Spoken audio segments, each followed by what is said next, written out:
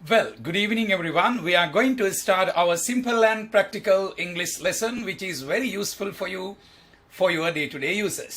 ඔබේ එදිනදා ජීවිතයේ භාවිතයන් සඳහා ඉතාමත් ප්‍රයෝජනවත් වන සරල සහ ප්‍රායෝගිකම ඉංග්‍රීසි පාඩම් පෙළක තවත් අදියරකටයි මේ අප සූදානම් වන්නේ. අද අප සාකච්ඡා කරන්නට සූදානම් ඔබ සමග if වලින් සම්බන්ධ වෙන වාක්‍ය පිළිබඳව මේ if කියන වචනය දයන්නේ අදහසින් යෙදෙන ආකාරය පිළිබඳවයි අපි කතා කරන්න යන්නේ. දයන්නේ අදහසින්. ඒ කියන්නේ දැන් අපි කියනවානේ මට කියන්න tell me ඔයා හොඳින්ද කියලා if you are all right. දැන් එතන අර ඔයා හොඳින් කියන එක you are all right කියලා කියනවා. අපි ඒක if වලින් සම්බන්ධ කරනවා මට කියන්න ඔයා හොඳින්ද කියලා tell me if you are all right. Tell me if you are all right. Tell me if you are all right. Tell me if you are all right. දැන් මෙතනදී if කියන වචනේ යෙදෙන්නේ දයන්නේ අදහසින්. මේක මෙහෙමද කියලා මට කියන්න. Tell me if you are all right. දැන් මෙතන අපි අහනවා ප්‍රශ්නයක්.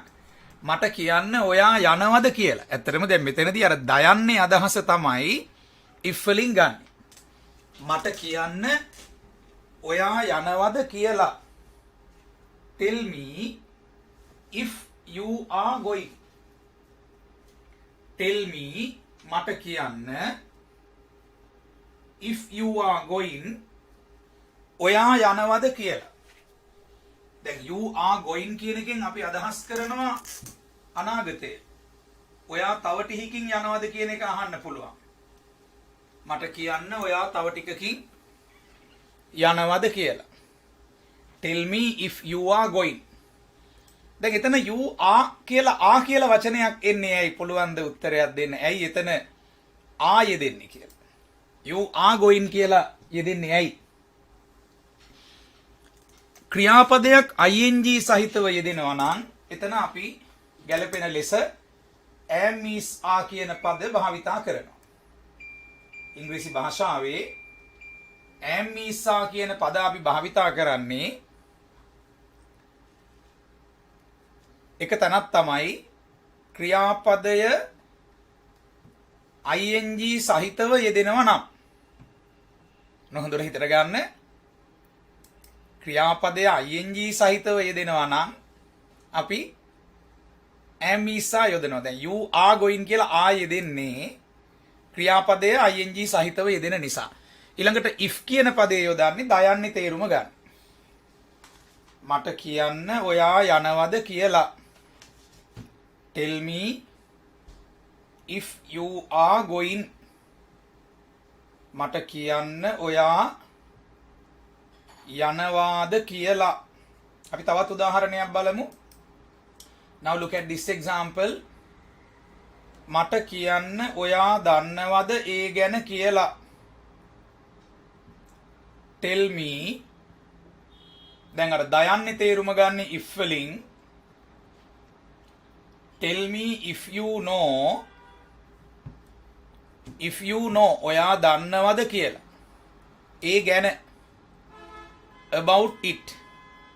මට කියන්න tell me ඔයා දන්නවද කියලා. if you know. දැන් එතන you are කියලා යෙදුන්නේ නැත්තේ ඇයි? මම ඔන්න ප්‍රශ්නයක් අහනවා ඔබෙන්. පුළුවන් නම් උත්තරයක් දෙන්න. එතන you are කියලා යෙදුන්නේ නැත්තේ ඇයි? you are කියලා එතන යෙදුන්නේ නැත්තේ මේ no කියන ක්‍රියාපදය. දන්නවා කියන ක්‍රියාපදය අපි කියනවා stative verb එකක් කියලා. මේ stative verb එකක් යෙදෙන අවස්ථාවල අපි සාමාන්‍යයෙන් යොදන්නේ නැහැ. දන්නවා, කැමති, විශ්වාස කරනවා, ආදරෙයි ඔය වගේ ක්‍රියාපද තියෙනවා ගණනාවක් stative verbs කියලා. ඉතින් ක්‍රියාපද පහක් හරි ඔයා මතක තියාගන්න ඕනේ stative verbs. ඒවට am is are කියන වචන සාමාන්‍යයෙන් දාන්නේ නැහැ. හරි පුදුමයිනේ ඉංග්‍රීසි භාෂාව හරි විකාරයි. පුදුමයි නෙමෙයි විකාරයි. ඇයි am is are දාන්නේ නැති ක්‍රියාපද තියෙනවා. am is are. එතකොට you are කියලා යෙදෙන්නේ නැහැ. දන්නවා කියලා කියනවා නම් you know එච්චරයි. මම දන්නවා කියන්නේ I know I am කියලා. am කියන වචනේ යෙදෙන්නේ නැහැ. am is are කියන වචන යෙදෙන්නේ නැහැ. එතකොට එහෙම am is සහ යෙදෙන්නේ නැති ක්‍රියාපද තියෙනවා. ඒවට අපි කියන්නේ මොන ක්‍රියාපද කියලාද? මම ලියලා පෙන්නන්නම්. ඒවට අපි කියන්නේ stative verbs කියලා. stative verbs. කියන්නේ සාමාන්‍යයෙන් බහුල භාවිතයේදී ඒවට අපි am is සහ භාවිතා කරන්නේ නැහැ. stative verbs වලදී am is සහ යොදාගන්නේ නැහැ. එතකොට stative verb එකකට උදාහරණයක් කියන්න බලන්න am is සහ යෙදෙන්නේ නැති අවස්ථාවකට එහෙම උදාහරණයක් කියන්න කිව්වොත් පුළුවන් ද stative verb එකක් කියන්න? ඔව් එක stative verb එකක් තමයි දන්නවා කියන ක්‍රියාපදය. එතකොට දන්නවා කියන ක්‍රියාපදයෙන් ඔයා වාක්‍යයක් හදනවා නම් මම දන්නවා කියලා කියනවා මිසක් මම දන්නවා කියන්නේ I know. මම දන්නවා. am is කියන වචන යොදාගන්නේ නැහැ. තවත් stative verb එකක් කියන්න බලන්න. කැමති කියන එක stative verb එකක්. like. ඒතර කවදාවත් ඔයා කැමති කියලා කියනකොට හරි මම කැමති කියලා කියනකොට හරි I like කියලා කියනවා මිසක් මම කැමති නැත්නම් මම ඒකට කැමති කියන්නේ I like it.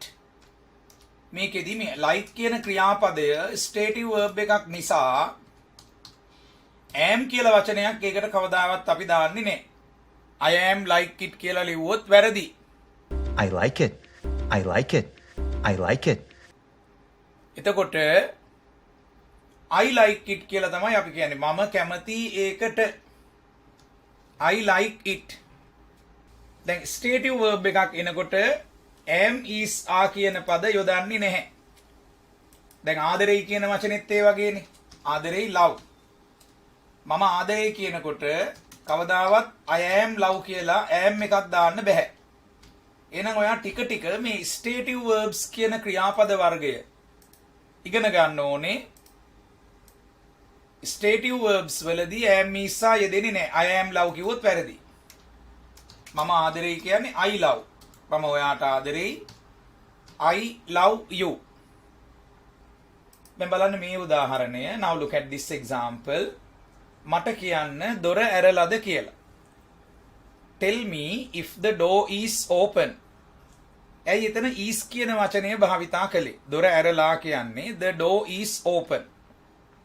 මේ open කියන වචනය විශේෂණ පදයක් ලෙස සලකනවා.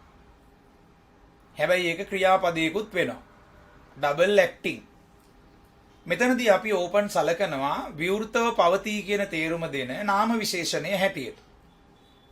නාම විශේෂණයක් කියන්නේ විස්තර කරන පදයක්. දැන් හදවත විස්තර කරන්න ඕන නම් ඔබට කියන්න පුළුවන් හදවතට මුලින් open කියන වචනේ දාලා open heart කියලා. විවෘත හදවත. ඒ කියන්නේ heart වලට විශේෂණ වෙනවා open. විශේෂණ කියන්නේ විස්තර කරන පදයක්. කොහොම නමුත් open විශේෂණයක් නැත්නම් adjective එකක් කියලා සලකනවා. විශේෂණ පදයකින් වාක්‍යයක් හදනකොට ගැළපෙන පරිදි am is are කියන පද යොදනවා.